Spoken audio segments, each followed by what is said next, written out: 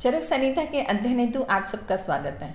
हम यहाँ चरक संहिता का नियमित रूप से अध्ययन कर रहे हैं और अभी तक हमने चरक संहिता के सूत्र स्थान के प्रथम 16 अध्यायों का अध्ययन कर लिया है और अब से पूर्व किए गए अध्ययन की रिकॉर्डेड वीडियोस इस चैनल पर उपलब्ध हैं।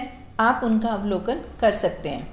और अब हम अध्याय 17 का अध्ययन कर रहे हैं। इस अध्याय में श्री अग्निवेश जी पुनर्वसु से 6 प्रश्न करते हैं और पुनर्वसु जी उनका उत्तर दे रहे हैं। और इस प्रश्न उत्तर के दौरान सिर और हृदय इनसे होने वाले रोगों की संख्या, फिर उनके निदान और लक्षणों को बताया गया है। और ये दोनों ही 5 प्रकार के बताए गए हैं, यानी शिरो रोग भी 5 प्रकार के और हृदय रोग भी 5 प्रकार के। और ये हैं वातश, पित्तश, कफश, सन्निपातश और कृमिश। तो पूर्व 2 कक्षाओं में हम शिरो रोग और हृदय रोग के बारे में जान चुके हैं। अब आगे यहाँ वात, पित्त, कफ इन तीनों दोषों से होने वाले रोगों की संख्या बताई गई है। 13 जी द्वारा पूछा गया प्रश्न, दोषों के मान विकल्प से कितने भेद और कितने रोग होते हैं। यहाँ दोषों के मान विकल्प के भेद पूछे गए हैं। तो यहाँ दोष 3 है, वात, पित्त, कफ। अब तीनों के रोग और फिर उनकी रोगों की संख्या पूछी जा रही है। तो इसमें ये कि जब तीनों दोष प्रकोपित हैं उस समय उन तीनों की भी अलग अलग अवस्था होगी। तो यहाँ ऐसा कहा जा रहा है कि द्वि उल्बन से 3 और फिर एक उल्बन से 3, इस प्रकार 6 भेद हुए। यानी सन्निपातश रोग में 2 रोग जब ज़्यादा वृद्धि को प्राप्त होंगे और एक रोग वृद्धि तो है उसकी, एक दोष की बात हो रही है, अगर एक दोष उसकी वृद्धि तो होगी, लेकिन अगर कंपैरिजन देखा जाए तो उसमें 2 दोषों की अधिक वृद्धि है, तो उसको द्वि उल्बन कहा गया। तो ऐसे 3 अवस्थाएं हैं और एक उल्बन से फिर 3 अवस्थाएं। तो इसका इस तरह से 6 की संख्या बताई गई।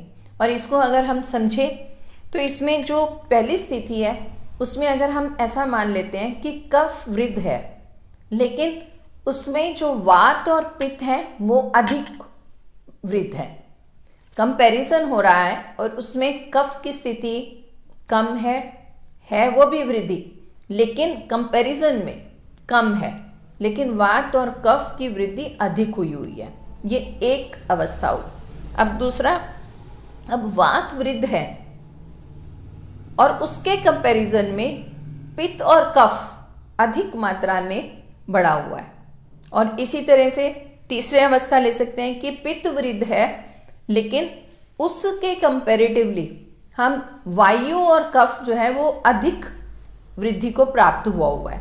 तो इस तरह से ये 3 अवस्थाएं या 3 रोग हुए। और फिर उसके पश्चात अब एक उल्बन की बात हो रही है। तो एक उल्बन में हम अगर ऐसा मान लें कि पित्त और कफ वृद्धि को प्राप्त हुए हैं, बड़े हुए हैं, लेकिन उनके कंपैरिजन में वात बहुत ज़्यादा बढ़ा हुआ है, मतलब वात की वृद्धि उनसे अधिक है, तो यह एक अलग स्थिति हुई। अब इसी तरह हम ऐसा कह सकते हैं कि वात और कफ दोनों वृद्ध हैं, दोनों बड़े हुए हैं, लेकिन उन दोनों के कंपैरिजन में जो पित्त है वो अधिक बढ़ा हुआ है। इसी तरह हम तीसरा ले सकते हैं कि वात, पित्त दोनों वृद्ध हैं, लेकिन उसके कंपैरिजन में कफ बहुत ज़्यादा, मतलब कफ अधिक बढ़ा हुआ है। तो इस तरह से ये 3 रोग हुए। और फिर उसके पश्चात आगे कह रहे हैं कि हीन, मध्य और अधिक होने से 6। फिर अगला जो एक यहाँ बताया गया कि उसमें वात, पित्त और कफ तीनों का वृद्ध, वृद्धतर और वृद्धतम, इस तरह की स्थिति। जैसे हम ऐसा कहें कि एक स्थिति में वात जो है वो वृद्ध है, मतलब वात बढ़ा हुआ है, लेकिन वात से अधिक पित्त है, और फिर वात और पित्त दोनों से अधिक कफ है। तो यह एक स्थिति हुई। अब दूसरी स्थिति में वात वृद्ध है, लेकिन कफ वात से बढ़ा हुआ है, और फिर पित्त वात और कफ दोनों से बढ़ा हुआ है। इन दो स्थितियों में फर्क ये हुआ, पहली स्थिति हमने बोला कि वात वृद्ध है, दोनों में वात वृद्ध है, लेकिन एक में पित्त बढ़ा हुआ है, वात से अधिक पित्त है, दूसरी स्थिति में वात से अधिक कफ है। और फिर पहली स्थिति में ऐसा कहा कि कफ वृद्धतम है और दूसरी में पित्त वृद्धतम है। तो तीनों के वात पित्त कफ, इनको ऐसा समझ सकते हैं। अब इसके आगे इसी तरह से वात के दो ग्रुप्स बनाए गए, इसी तरह से पित्त की भी दो स्थितियां। तो इसमें पहले पित्त वृद्ध है और फिर उससे पित्त से कफ वृद्धतर है और फिर वात वृद्धतम है। अब यही अगला रहेगा कि पित्त जो है वो वृद्ध है, लेकिन वात वृद्धतर है और कफ वृद्धतम है। तो यह है रोगों की स्थिति। इसी तरह से फिर आगे बताया गया, अब कफ के दो यहाँ स्थितियाँ बताई कि कफ दोनों में वृद्ध है और फिर एक में वायु वृद्धतर है और एक में पित्त वृद्धतर है। जिसमें वायु वृद्धतर है उसमें आगे पित्त वृद्धतम है और जहाँ पित्त वृद्धतर है उसमें कफ वृद्धतम है। तो इस तरह से ये स्थितियाँ।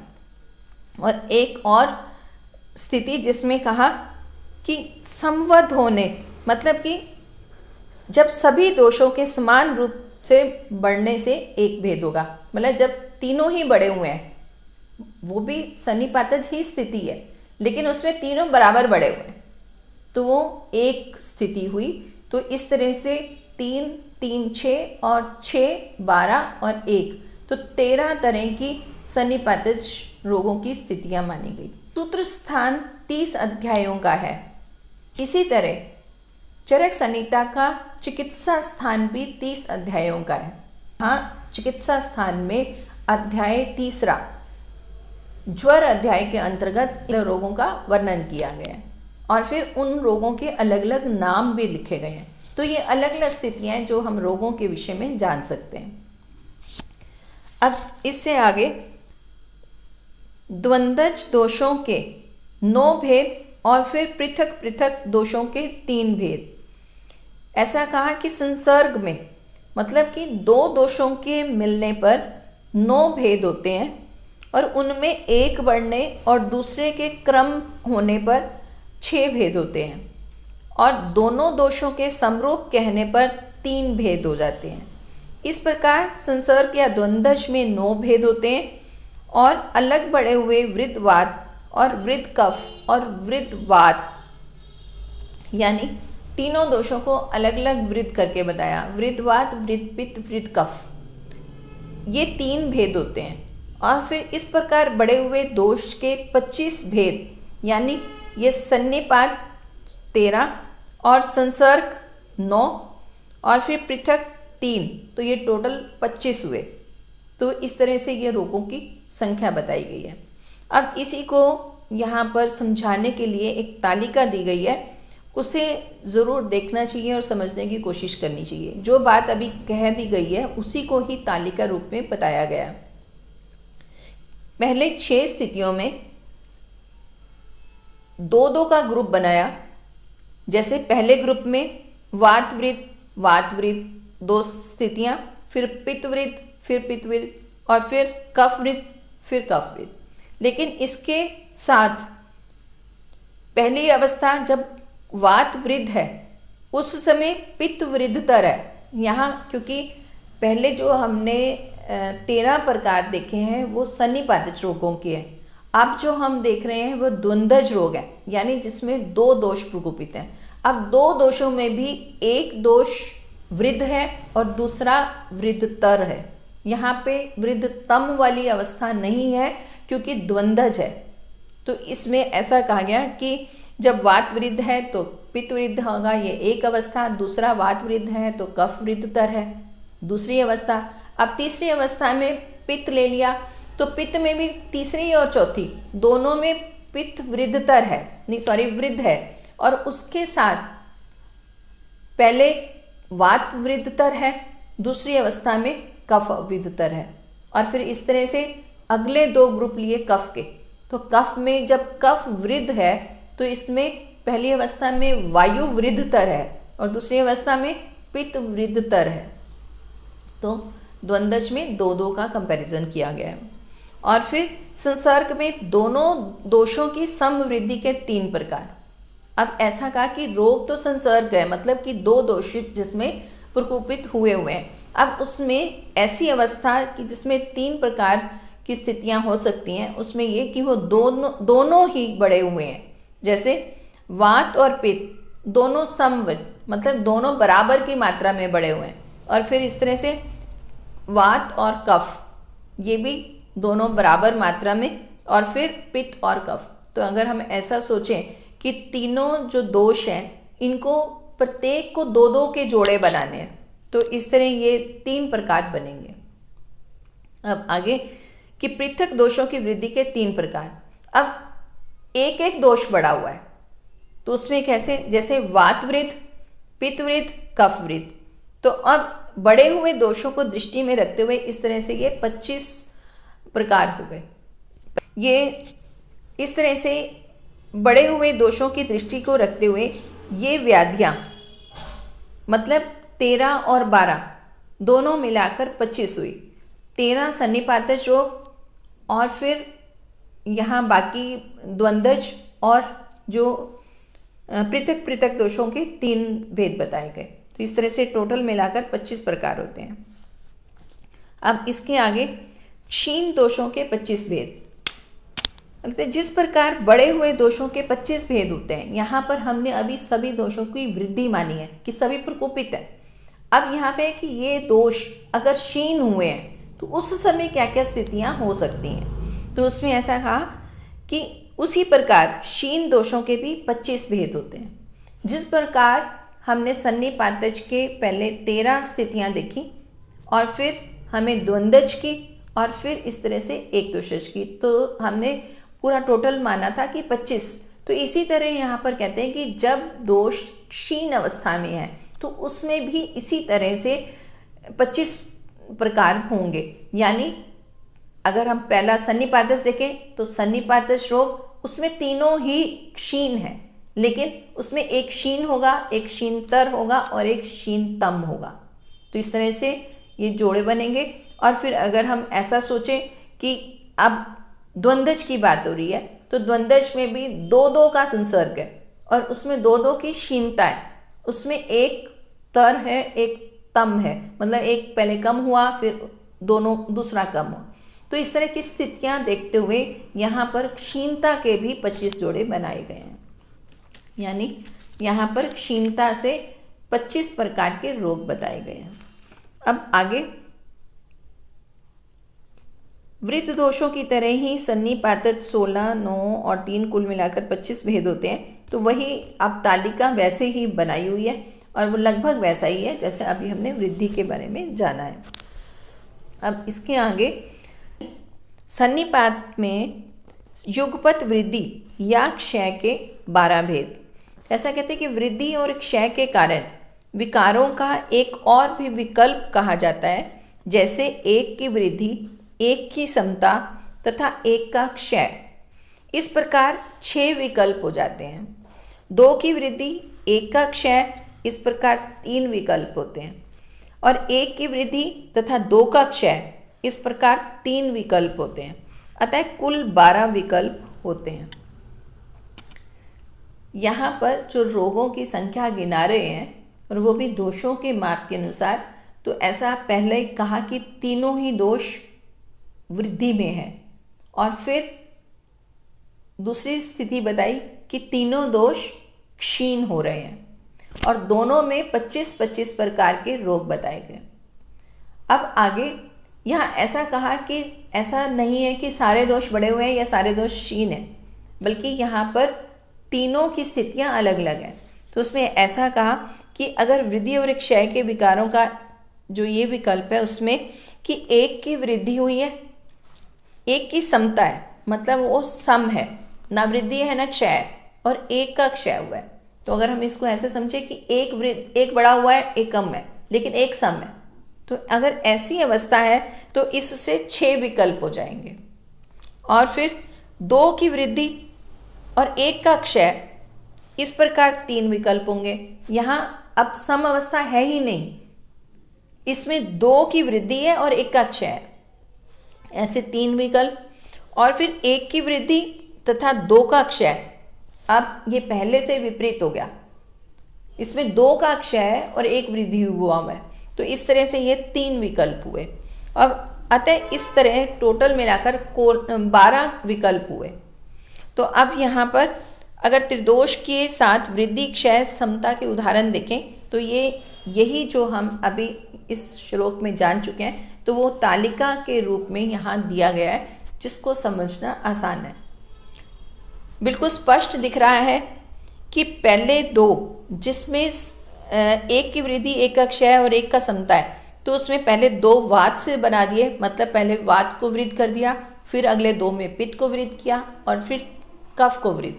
और फिर इसमें पहले अगर वात की बात करें, दोनों जहाँ पर वात वृद्ध है वहाँ पर पित्त सम है लेकिन कफ क्षीण है, और अगली स्थिति में कफ सम है और पित्त क्षीण है। तो इस तरह से ये स्थितियाँ बनाई गई हैं। तो यहाँ पर ये रोगों की संख्या जो है वो 12 भेद बता दिए। अब इसके आगे कि दोषों के स्थान अपकर्षण जन्य, अब सम क्षीण और वृद्ध होने के लक्षण। पहले केवल संख्या बताई गई, अब स्थितियों के अनुसार रोगों के लक्षण बताए जा रहे हैं। कहते कि जब शरीर पे पित्त सम, कफ क्षीण और वात वृद्ध हो तो कुपित वायु पित्त को उसके स्थान से खींचकर जहाँ जहाँ ले जाती है वहाँ अस्थायी रूप से फाड़ने की पीड़ा और दाह, थकावट और दुर्बलता मालूम होती है। अब इस स्थिति में पित्त सम है, कफ क्षीण है, वायु वृद्ध हुआ है। अब जो वृद्ध है वो बलवान बना हुआ है और वह क्षीण को कुछ नहीं कह रहा, लेकिन जो सम अवस्था में है उसको वह उसके स्थान से खींचकर अन्यत्र ले जाता है। यानी वायु पित्त को उसके स्थान से खींचकर अन्य स्थान पर लेके जा रही है। अब जहाँ पर ये पित्त को ले जा रही है वहाँ पर अस्थायी रूप से फाड़ने की तरह पीड़ा, दाह, थकावट और दुर्बलता मालूम होती है। तो यहाँ वायु और पित्त इन दोनों के वहाँ पर लक्षण दिख रहे हैं, जबकि कफ क्षीण था तो उसका यहाँ पर लक्षण नहीं दिख रहा है। तो इस तरह से ये एक स्थिति हुई। अब यहाँ ऐसा कहा गया है कि आशंका उठती है कि जब पित्त सम रहने पर भी दाह क्यों उत्पन्न हो रहा है। तो कहते हैं इसका समाधान ये है कि जब त्वचा में स्थित भ्राजक पित्त के साथ शरीर के अन्य अवयव से आया हुआ पित्त मिल जाता है तो त्वचा में पित्त की मात्रा दूनी हो जाने के कारण वहाँ दाह मालूम होता है। और यह दाह वायु का कार्य नहीं है परंतु पित्त का कार्य है, जो स्थान अपकर्ष यानी दूसरे स्थान पर ले जाने के कारण द्विगुणित पित्त से जनित है।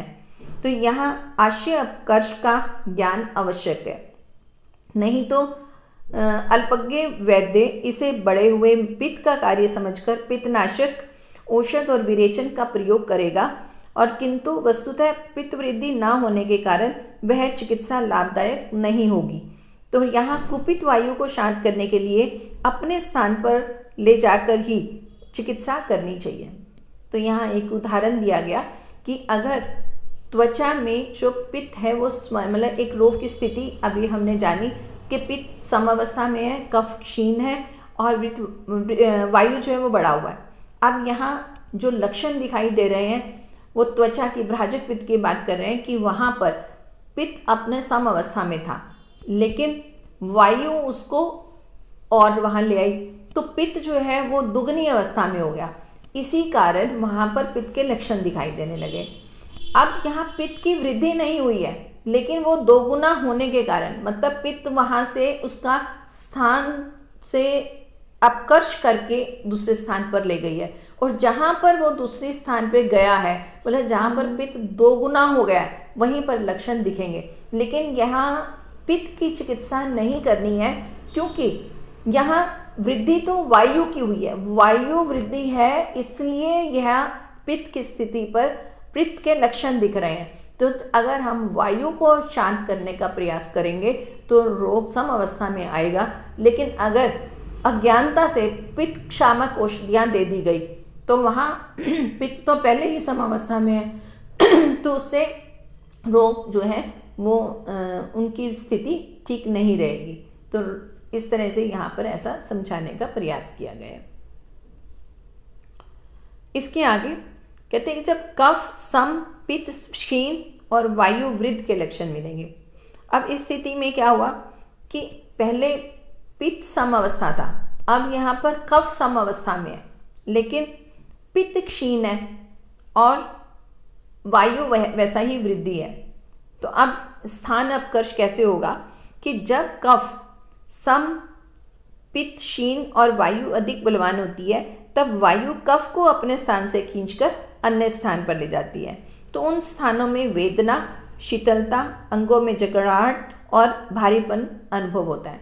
यानी कफ के लक्षण दिख रहे हैं, हालांकि कफ सम अवस्था में है लेकिन लक्षण हमें कफ के प्रतीत हो रहे हैं। क्यों हो रहे हैं? क्योंकि प्रकोपित वायु कफ को अपने स्थान से खींचकर दूसरे स्थान पर ले गई है और जिस स्थान पर वो कफ पहुंच गया है, 2 गुना हो गया है, वहाँ पर कफ के लक्षण दिख रहे हैं। तो ऐसा यहाँ कहा गया है। अब आगे अगली स्थितियों में पित्त की वृद्धि है और बाकी बचे वात और कफ, इनमें एक समावस्था में है और एक क्षीण अवस्था में है। पहले जो लिया गया वो कफ क्षीण लिया और फिर वायु सम अवस्था लेकिन पित्त वृद्धि। अब ऐसे में क्या लक्षण होंगे? तो कहते हैं कि जब कफ क्षीण है, वायु सम है और पित्त अधिक होता है तो पित्त स्रोतों को बंद करके वायु को रोक देता है और जहाँ वायु रुकती है वहाँ दाहा और शूल उत्पन्न होता है। अब यहाँ फिर वैसी ही स्थिति कि एक वृद्ध है, एक सम अवस्था में, एक क्षीण है। अब जो वृद्ध हुआ है वो सम को प्रभावित करेगा और क्षीण वैसे ही रहेगा। तो यहाँ पर ऐसा हुआ कि जब पित्त की वृद्धि हुई है तो यहाँ पित्त वायु को एक स्थान से दूसरे स्थान पर लेकर नहीं जा रहा है क्योंकि वह पंगु है। ऐसा हम पूर्व अध्यायों में जान चुके हैं कि वायु ही पित्त और कफ को एक स्थान से दूसरे स्थान पर लेके जाने वाली है। लेकिन यहाँ जब पित्त वृद्धि हो गई तो पित्त क्या करेगा कि वायु के मार्ग को बंद कर देगा, तो उससे फिर लक्षण उत्पन्न होंगे। तो इसमें ऐसा कहा कि जब पित्त वृद्ध है तो वह पित्त स्रोतों को बंद करके वायु को रोक देता है। तो वहाँ वायु रुकती है तो वहाँ पर दाह और शूल यानी वात से उत्पन्न होने वाले रोगों के लक्षण वहाँ पर दिखाई देंगे क्योंकि उसका रास्ता बंद हो गया और वह वहीं पर ही अपने लक्षणों को दिखाएगी क्योंकि वहाँ वह फिर 2 गुना अवस्था में हो जाएगी। तो इस तरह से हमें इस स्थिति को समझना चाहिए। अब आगे इसमें भी पित्त की वृद्धि बताई है लेकिन इसमें वायु क्षीण है लेकिन कफ सम अवस्था में है। अब यहाँ पर जो वृद्ध हुआ है उसने सम अवस्था के दोष को प्रभावित करना है और अब ये भी इस तरह स्थिति कि ये एक स्थान से दूसरे स्थान पर नहीं ले जा सकता क्योंकि पित्त जो है वो पंगु है, खुद से वह उसकी गति नहीं है। तो उसमें क्या होगा कि वह कफ के मार्ग का अवरोध कर देगा और फिर उससे क्या होगा कि वहाँ कफ के लक्षणों की उत्पत्ति हो जाएगी। तो उसमें ऐसा कि जब पित्त क्षीण, वायु सम और कफ बढ़ा हुआ है तो कफ वायु के मार्ग को रोक देता है और जहाँ वायु रुकती है वहाँ शीतलता, गुरुता और पीड़ा होती है। तो इस तरह से इस स्थिति के लक्षण बताए गए। अब आगे कि वायु क्षीण, पित्त सम और कफ वृद्ध के लक्षण। अब जब वायु क्षीण, पित्त सम और कफ बढ़ा हुआ है तो कफ पित्त के मार्ग को रोक देता है और जिससे मंदग्नि, शिरशूल, निद्रा, तंद्रा, प्रलाप, हृदय रोग, शरीर में भारीपन, नख, नेत्र, मल मूत्र आदि में पीलापन और ये सभी लक्षण उत्पन्न हो जाते हैं और रोगी पित्त के साथ कफ थूकता रहता है। तो क्योंकि यहाँ पर कफ वृद्ध और पित्त समय इन दोनों के मिले जुले लक्षण दिखाई देंगे। वायु क्षीण है इसलिए वहाँ पर उसके लक्षण नहीं दिखाई देंगे। अब इसके आगे पित्त और कफ वृद्ध है लेकिन वायु क्षीण है। अब इस स्थिति में लक्षण क्या होंगे?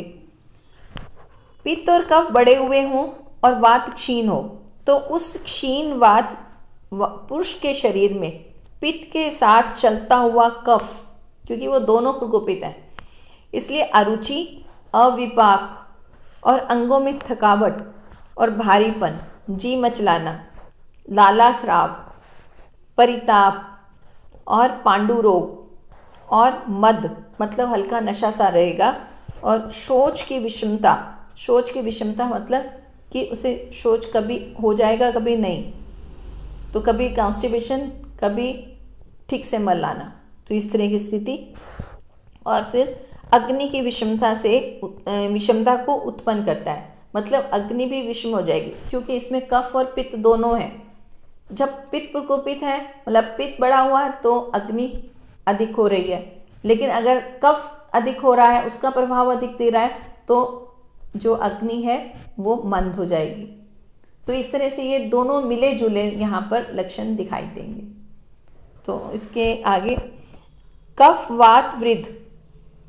अब यहाँ पर कफ और वात दोनों वृद्ध है लेकिन पित्त क्षीण है, तो ऐसे में कफ और वात बड़े होते हैं तो पित्त क्षीण होता है, तो बढ़ी हुई वायु और कफ शरीर में विचरण करते हुए शरीर में जकड़ाहट। अब वायु और कफ के मिले जुले यहाँ पर लक्षण दिख रहे हैं। शरीर में जकड़ाहट मतलब ये भी वायु और कफ दोनों का ही हो सकता है, और ठंडापन क्योंकि दोनों ही शीत हैं इसलिए ये ठंडापन महसूस होगा।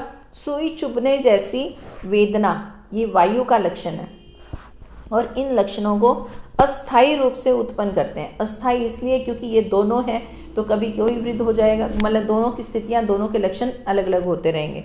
और फिर शरीर में भारीपन, अग्नि की मंदता, भोजन में अरुचि कफ के कारण होती है, और शरीर में कंपकपी, नख, नेत्र, त्वचा आदि में सफ़ेदी कफ की वजह से, और अंगों में रुक्षता वायु के कारण। तो इस तरह से ये मिले जुले लक्षण जो है इस स्थिति में दिखाई देते हैं। और फिर अगली स्थिति वात पित्त वृद्ध और कफ क्षीण के लक्षण। अब यहाँ पर वात और पित्त की वृद्धि हुई है तो यहाँ लक्षण भी वात और पित्त के होंगे, कफ के लक्षण दिखाई कम देंगे, वहाँ ना के बराबर। तो कैसे कि वात पित्त से बड़े हुए हैं तो उसमें आएगा कि चक्कर आना जो पित्त के कारण रहता है, अंगों में ऐंठन वायु के कारण, तोंद, फिर वायु और पित्त इन दोनों से मिला जुला दहा पित्त से, और फिर हड्डियों में टूटन, ये भी ऐसा कह सकते हैं कि वायु वृद्धि का एक लक्षण। कंपन ये भी वायु वृद्धि। अंगमर्द, मुख कंठ आदि सूखना, तो यहाँ पर वायु और अग्नि दोनों के लक्षण।